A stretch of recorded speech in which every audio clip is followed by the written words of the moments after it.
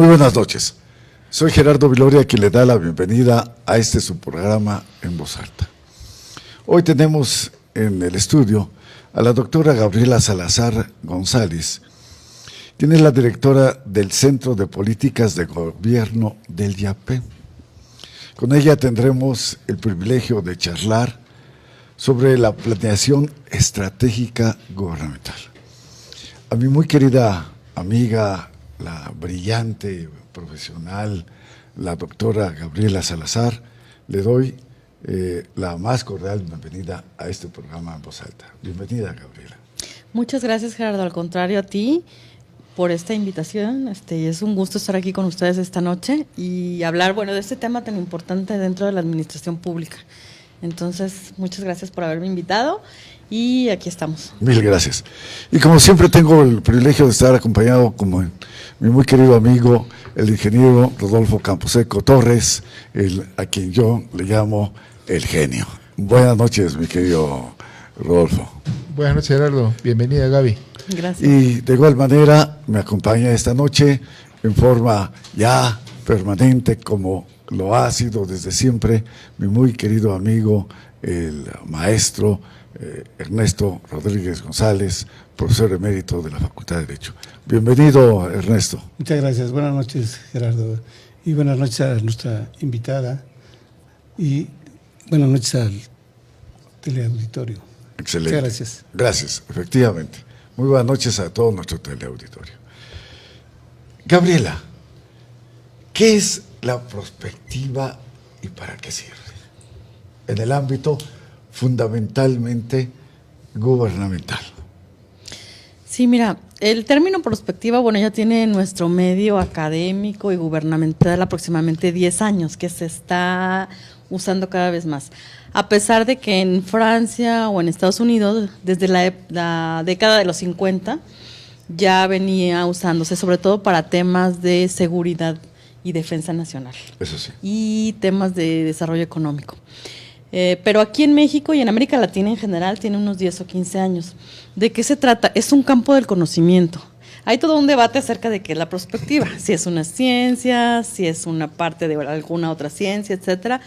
Lo más correcto es que es un campo del conocimiento que apoya a otras ciencias. ¿Sí? En el caso de la planeación, es un área de conocimiento que enriquece mucho la planeación estratégica tradicional. ¿Por qué? Porque representa un nuevo enfoque para mirar la problemática de los problemas gubernamentales y de la administración pública. Te lo digo así como en síntesis y muy sencillo, porque así lo he entendido yo y así lo aplicamos en el instituto. Es la planeación estratégica tradicional, generalmente se ubica en el presente y se proyecta hacia el futuro. Y a partir de ahí hace sus estrategias, sus indicadores, sus metas, sus objetivos, etcétera. Lo que hace la prospectiva es invertir este proceso. Y entonces, en lugar de que el punto de partida sea el presente, es el futuro.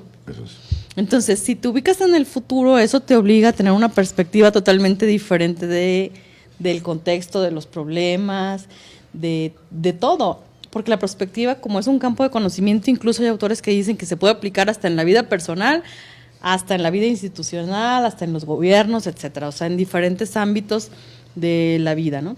Entonces, aquí lo que hace la prospectiva es que si te ubicas en el futuro, si ustedes hacen el ejercicio de cualquier tema, ubicarlo, vamos a suponer, a 30 años, a 50 años. Y si ya nos ubicamos allá, nos obliga eso a imaginarnos cosas que ahorita no existen, pero que ya sospechamos que pueden existir por las tendencias que hay, etcétera. Entonces, por ejemplo, podemos decir, a lo mejor en 20 años ya no va a haber agua, o vamos a tener un problema grave de agua en el Estado de México. Pero entonces nos podemos imaginar qué problemáticas va a haber. Y entonces eso te obliga a que tus estrategias sean totalmente diferentes a las de la planeación tradicional.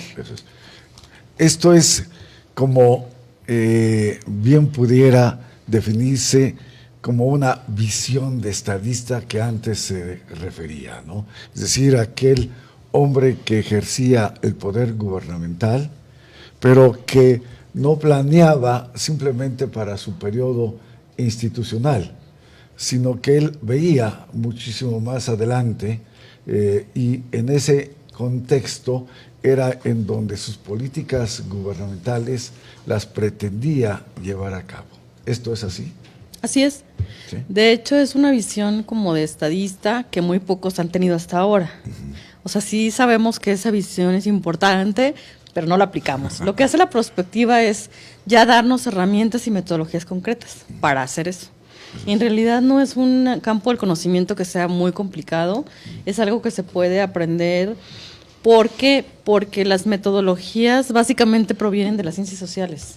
Entonces, muchas de ellas ya son técnicas y métodos de las ciencias sociales aplicadas a la planeación. Y hay otras específicas que sí se han desarrollado así en concreto solamente para la prospectiva. Entonces, la más utilizada, por ejemplo, en este proceso que te comentaba de partir del futuro hacia el presente, o sea, invertir el proceso de pensamiento, ahí hay algo que se tiene que hacer, que es la construcción de escenarios, que seguramente todos han oído hablar cuando se habla de perspectiva de vamos a construir escenarios. No estamos acostumbrados a construir escenarios. Generalmente, ¿qué hacemos?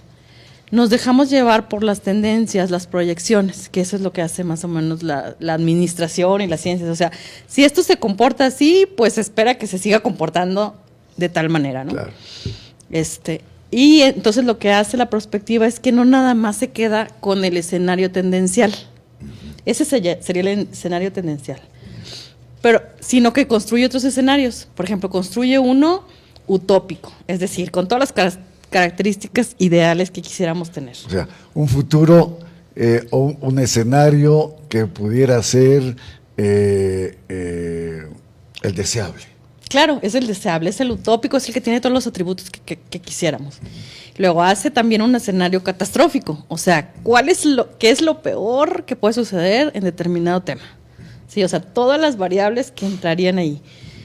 Y luego, con esos tres escenarios, hace uno que sea factible y alcanzable, que a eso se le llama escenario estratégico, o futurible, también le llaman algunos prospectivistas. Entonces, si tú haces un escenario estratégico, ya consideraste la parte positiva, negativa, no es el utópico, porque ese es así como casi inalcanzable, tampoco es el catastrófico, sino es uno como intermedio.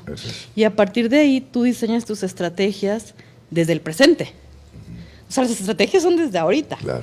Y otra cosa que tiene la prospectiva, pues es que es dinámica. Entonces, obviamente tú puedes hacer un escenario estratégico a 30 años, pero lo divides, digamos, en pequeños bloquecitos de tiempo, porque se va a ir moviendo.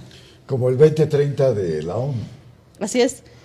Por ejemplo, ahorita los Objetivos del Desarrollo Sostenible, los ODS, están planeados en ese sentido. Ya en un plazo de 30, incluso hasta 50 años. Hay algunos que se aventuran hasta 100 años. Caramba. Pero mientras lo hacemos más extenso el lapso, pues es más difícil calcular el comportamiento. Ahora, algo muy importante de la prospectiva y que, bueno, no se necesita así mucho. Todos vivimos en el mundo actual, contemporáneo. ¿Y por qué se caracteriza ese mundo? Por la incertidumbre de los hechos, la velocidad de los hechos, las contradicciones, el caos, la tecnología que avanza cada día a pasos gigantes. Entonces, todas estas variables es lo que hace que la prospectiva en este momento sea una herramienta pues indispensable. O sea, ya no es así como ya no, que hay quiero hacerla o no quiero hacerla, sino que ya se presenta como algo necesario porque todas estas variables que son el caos, el conflicto, la contradicción, que es lo que caracteriza al mundo contemporáneo, hacen que sea algo indiscutiblemente ya necesario para todo, para la administración pública, para los gobiernos, para la política, incluso para las cuestiones sociales, etcétera. Entonces, cada vez ya el término prospectiva empieza a permear ya un poco más en los ámbitos de la administración pública. Eso es. ¿Querías preguntar algo, Rodolfo? Sí, más bien hacer un poquito de referencia. En la administración de Miguel de la Madrid manejamos el concepto de planeación democrática. Se generó una ley, etcétera. Es que muchos proyectos del gobierno federal han quedado como proyectos, como un sueño, algo que debería ser y no se da. hoy en día se complican las cosas por el entorno mundial. Tenemos a un Trump que de pronto se le ocurre, ¿no? Con él, ¿qué perspectiva? Ahí hay ocurrencia, ¿no? Lo que se le ocurre en el Twitter y vámonos, ¿no? Entonces, sí, es que nosotros en México desde esa época yo participé en esos proyectos y confié en ellos. Hablábamos de renovación moral de la sociedad. Hoy hablamos de corrupción. En esa época, por eso surgió el eslogan, ¿no? Ajá. Y sin embargo se fue diluyendo, ¿no? Fue una especie de ensayo-error y nos fuimos quedando. Entonces, ojalá, y yo deseo que así sea y me gustaría participar en este proyecto que se me hace muy interesante porque nos va a dar una visión de Estado realmente, ¿no? No de ocurrencia. Sí. Ernesto. Sí, me ha parecido brillante, de verdad, lo que ha expuesto la doctora Graciela, y es efectivamente lo que se requiere. Y por fortuna, aquí en el Estado de México, tenemos la creación del Instituto de Administración Pública en el Estado de México. Y eso es interesante porque desde la época del profesor Carlos Jan González y el licenciado Ignacio Pichardo Pagaza se creó este instituto, que realmente ha crecido en forma inimaginable y que sirve de ejemplo precisamente para otras entidades federativas. En ese sentido, aquí el Instituto de Administración Pública tiene 3 aspectos fundamentales cuando el presidente Mauricio Valdés Rodríguez, desde 2013, creó esta nueva institución, como sea, el Centro de Políticas de Gobierno y Prospectiva. Por eso la perspectiva que nos he escuchado con toda atención, sí está inmiscuida con todos los problemas de carácter social. Pero esta perspectiva, este centro político, tiene 3 características fundamentales. Construir y coordinar a los comités consultivos de políticas de gobierno. Los comités consultivos de políticas de gobierno son las que están en todo el Estado de México y por eso es tan importante toda la opinión que hace el Instituto de la Administración Pública como asociación civil.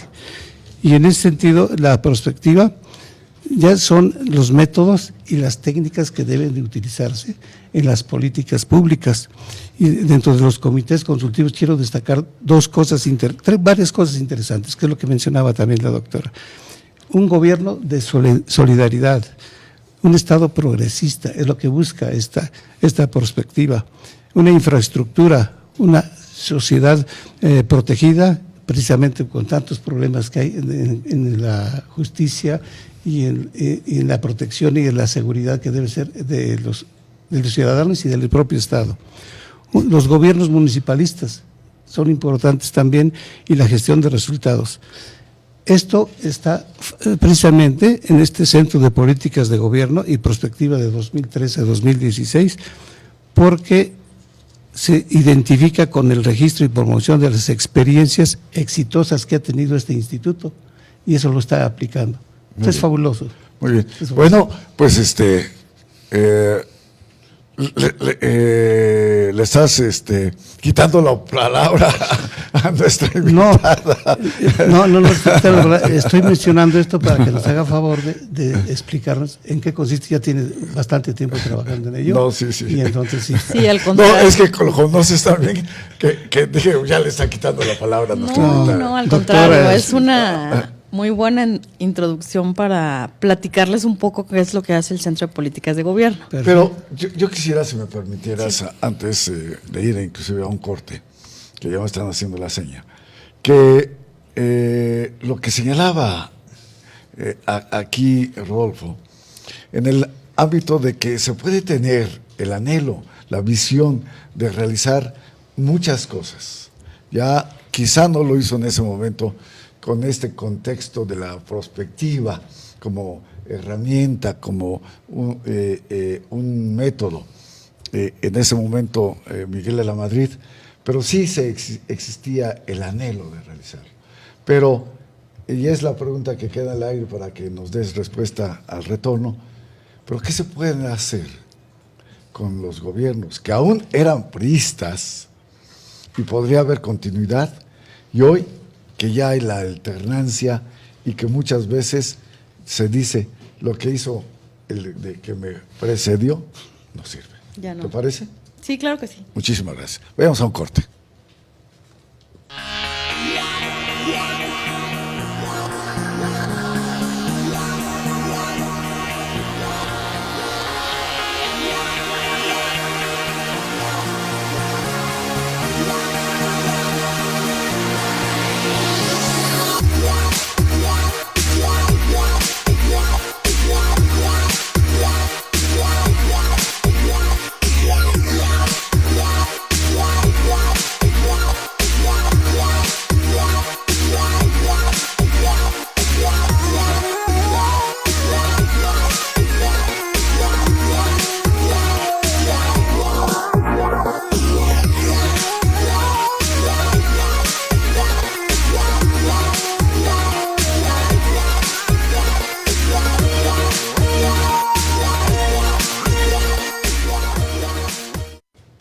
Estamos charlando esta noche precisamente en su programa En Voz Alta con la doctora Gabriela Salazar González, quien es la directora del Centro de Políticas de Gobierno del IAPEM, Instituto de Administración Pública del Estado de México, charlando acerca de la planeación prospectiva gubernamental. Ella nos refería con mucha claridad en este primer corte sobre lo que significa este método, esta herramienta, este sistema de lograr visualizar el futuro con un futuro deseable, un futuro probable, un futuro incierto, un futuro también catastrófico, como señalaba. Y la importancia de que esto continúe como una política gubernamental cuando se tiene la perspectiva de la diversa problemática que se vive, pero que se quiere mejorar, por decir, en determinado número de años. Desafortunadamente, como te decía antes del corte, los gobiernos no le dan continuidad fundamentalmente en el ámbito federal y no se diga en el municipal. ¿Qué es lo que se prevé, se tiene dentro del centro previsto para que esto no suceda, doctora? Sí, mira, efectivamente, como mencionaba el maestro, sí, bueno, Rodolfo, generalmente todos los gobiernos hacen planes, desde siempre. Sí, el plan de desarrollo, el plan estatal. De hecho, el sistema de planeación democrática que surge en el 84 es el que todavía rige en el Estado de México y a nivel federal. O sea, desde el 84 está ese sistema. Ha tenido pocas reformas realmente de fondo. Pero hay una muy importante que se hizo en el 2015. En el Estado de México, la ley de planeación para el Estado de México y sus municipios, así se llama, ya tiene una cláusula que es reciente, es muy reciente, digamos, tiene apenas 2 años, donde dice que es una obligación del Ejecutivo diseñar un plan a 30 años con la participación de la sociedad.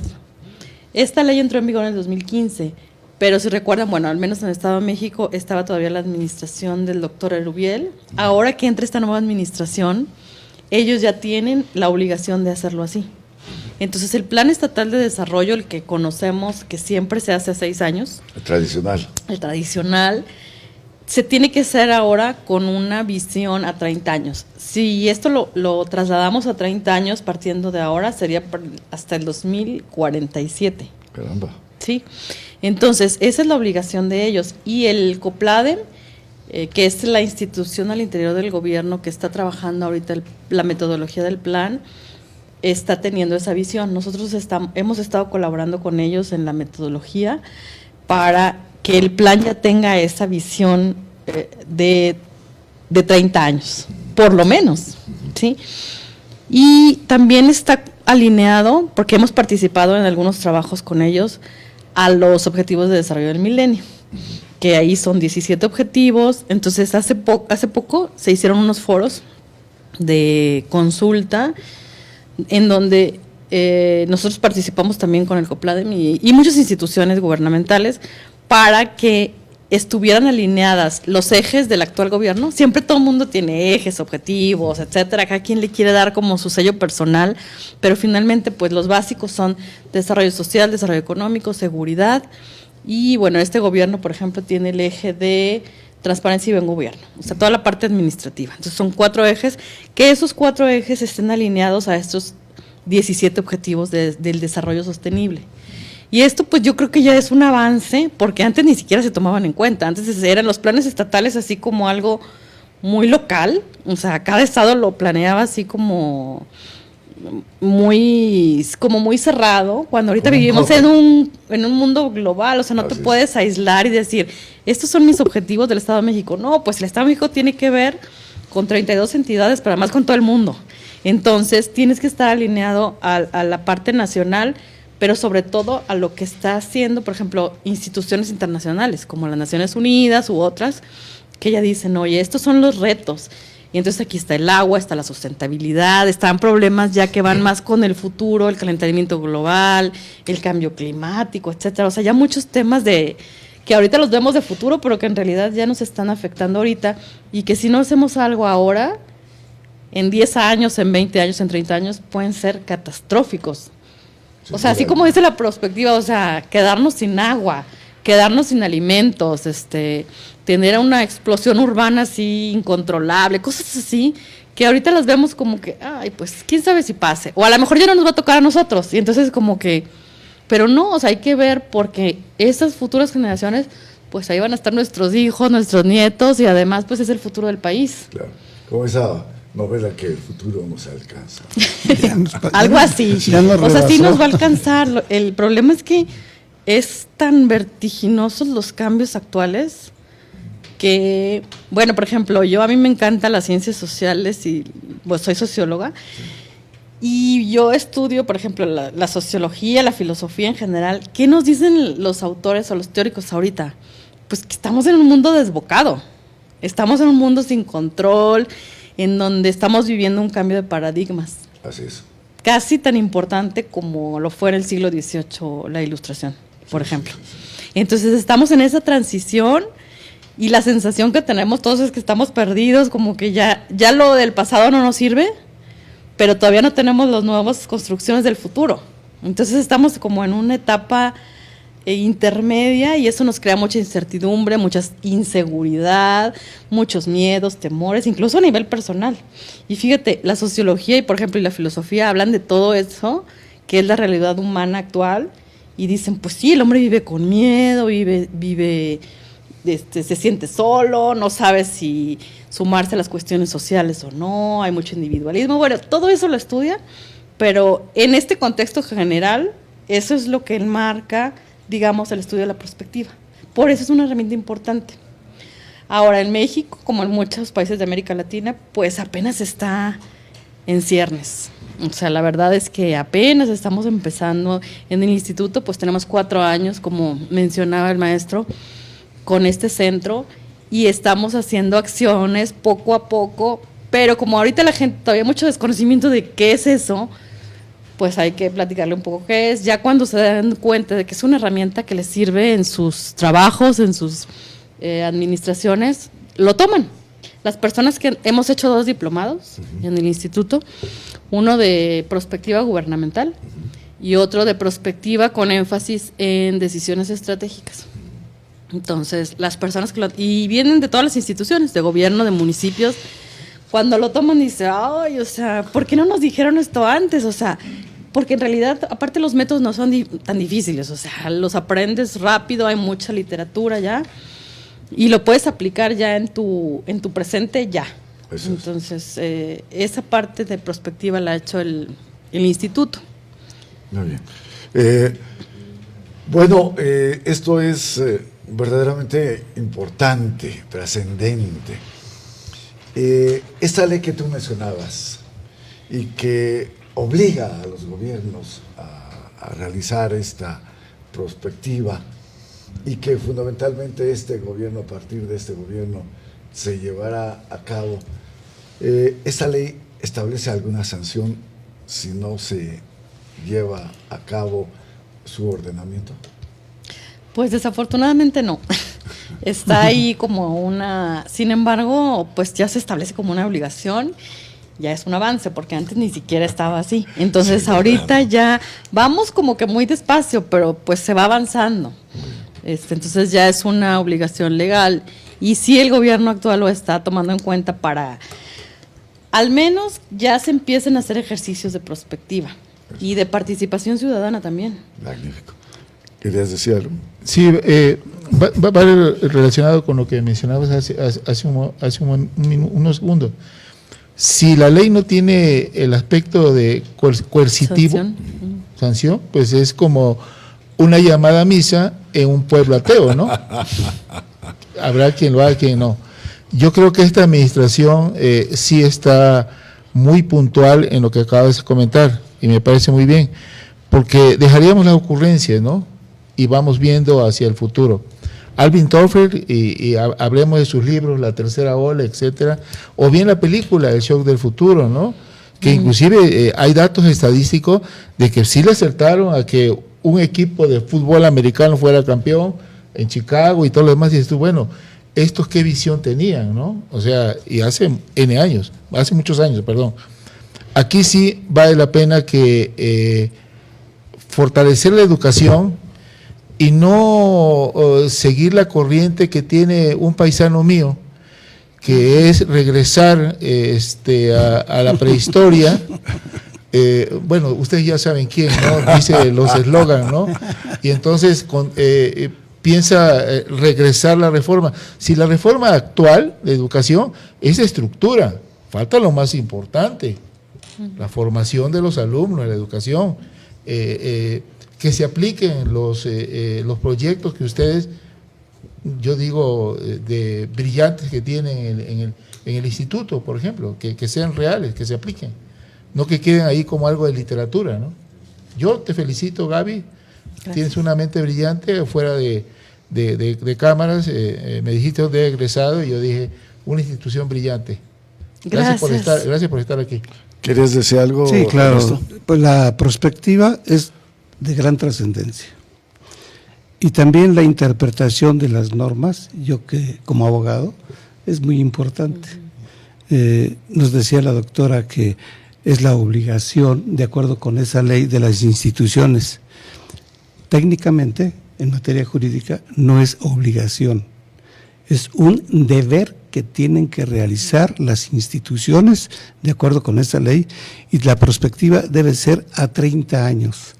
Y si no realizan eso, lo que hablaba de la sanción, la propia ciudadanía lo puede hacer, porque les puede exigir que cumplan con ese deber. No es una obligación, si quiero lo hago, no. Es un deber tenerlo que hacer. Y aquí está muy interesante ese deber que se tiene que hacer, porque en primer lugar, el Ejecutivo del Estado y toda su administración y todas sus secretarías ya tienen que realizar sus actividades por deber constitucional, por un lado. Y por otro lado, entonces aquí lo interesante es el Centro de Políticas de Gobierno y Prospectiva, que debe darle lo más importante para un desarrollo agropecuario, un desarrollo económico y lo que yo considero más importante, la gobernabilidad y también la justicia. Entonces, para eso está este comité y esta nueva creación que hacen del Centro de Políticas de Gobierno. Y eso ya no es si quieren, deben hacerlo. Y yo creo que aquí la propia institución del Instituto de Administración Pública es la que les está dando al gobierno del Estado, cuando tienen fallas, lo que se tiene que hacer. Y para mí sí es interesante que la Asociación Civil del Instituto de Administración Pública aporte todo eso al gobierno del Estado, porque lo ve desde otro punto de vista, para señalarles qué es lo que se debe hacer. Claro. ¿Qué tienes que decir al respecto? De hecho, el objetivo del instituto con el maestro Mauricio Valdés, que tiene una gran visión de futuro, la verdad, fue primero crear este centro, pero ¿con qué objetivo? Precisamente en convertirse en un think tank para el gobierno del Estado. ¿Sí? O sea, en el enlace entre la academia y la administración pública, que ahí siempre tenemos problemas. O sea, la academia está por un lado, la administración pública por otro. Entonces, los comités consultivos que mencionaba el maestro es una figura que se creó también a partir de la iniciativa del maestro Valdés, y son grupos de expertos. ¿Sí? Todos los temas que ha mencionado él son algunos de los comités que tenemos. Actualmente tenemos 15 comités en donde participan más de 100 expertos. Claro. Entonces, en esas áreas, en desarrollo. YAPEM. Exacto. O sea, el Centro de Políticas, por eso se llama así, Centro de Políticas de Gobierno y Prospectiva. La parte de prospectiva, bueno, la vemos con todos estos ejercicios de planeación, de cursos, diplomados, pero la parte de políticas de gobierno la llevamos a cabo a través de grupos de expertos, que les denominamos comités consultivos. Entonces tenemos grupos de expertos en educación, en salud, en desarrollo urbano, equidad de género, prospectiva, innovación, o sea, 15. A lo largo de 3 años y medio más o menos que ya tenemos con este proyecto, hemos invitado a diferentes instituciones académicas para que participen en estos grupos. Y la verdad es que ha sido una experiencia muy exitosa. Al principio temíamos que no fuera, o sea, íbamos a invitar y así como que, pues a ver qué nos dicen, ¿no? No, resultó que tenemos una gran disposición, compromiso de toda esta gente, lo cual nos indica que sí hay mucho talento en el Estado de México, pero que se tiene que aprovechar. Sin duda alguna. Ya estamos casi a concluir. Ustedes fundamentalmente, como Instituto de Administración Pública, lo enfocan al municipio o a la administración central. Ambas, sí. Nosotros somos una institución que es para la administración pública del Estado de México y sus municipios. Todos los proyectos que hacemos de profesionalización, de comités, de planeación, son para toda la administración en los 2 ámbitos. Muy bien. El tiempo casi concluye. ¿Hay algo que quisieras tú enfatizar, o tú, Rodolfo, o mi queridísimo Ernesto? Pues nada más que es muy importante este instituto y sí, efectivamente con la aportación de todas las personas intelectuales y en la forma de experiencia y práctica, es un buen ejercicio para una buena gobernabilidad del Estado. Gaby. Yo nada más quisiera hacer una invitación a los académicos, a los estudiantes, a los investigadores, a la gente que sea experta en algún tema, que se acerque al instituto, porque realmente es un espacio abierto, académico, neutro, en donde nuestro objetivo es vincular academia y administración pública y servir a los objetivos del gobierno y la administración, pero sobre todo a los del Estado de México, que son a los ciudadanos. Entonces, que se acerquen con nosotros. Estamos en el centro de Toluca y los teléfonos, si me permites, Por favor, nos pueden llamar y acercarse para integrarse a alguno de estos proyectos. Es el 213-4673 y 74. Entonces, ¿el domicilio? El domicilio es calle Hidalgo, 503, Poniente, Colonia de la Merced. Estamos a 1 cuadra de la Alameda, entonces no hay pierde. Está muy sencillo llegar, ahí los esperamos. Bueno, pues ya tienes a los candidatos aquí. Muchas gracias. Ya ahorita me dicen a qué comité los anoto. Muy bien. Pues Gaby, aprecio mucho tu fineza, como siempre. Gracias a que ti. nos distingue tu amistad y tu conocimiento como amigos que somos tuyos. De verdad, muchísimas gracias. Gracias a ustedes, Rodolfo y Ernesto, por haberme acompañado una vez más en esta conducción. Y a nuestro queridísimo teleauditorio, la amabilidad de habernos sintonizado. Que tengan la Muy mejor buenas de las noches. Se despide de ustedes su amigo Gerardo Viloria. Muchísimas gracias. Buenas noches. Pues felices de la vida, imagínate Sí, los para el multimillonarios. pueblo. La gente Hoy les molesta vamos a con dar este 5 salario. puntos particulares que ustedes deben conocer. Más madrazos realmente porque Hemos escuchado en muchos sitios. Este 16 de noviembre en Guatemala Fueron locales, no pudieron contra una hegemonía. Agradable con la familia, de ahí nace verdad.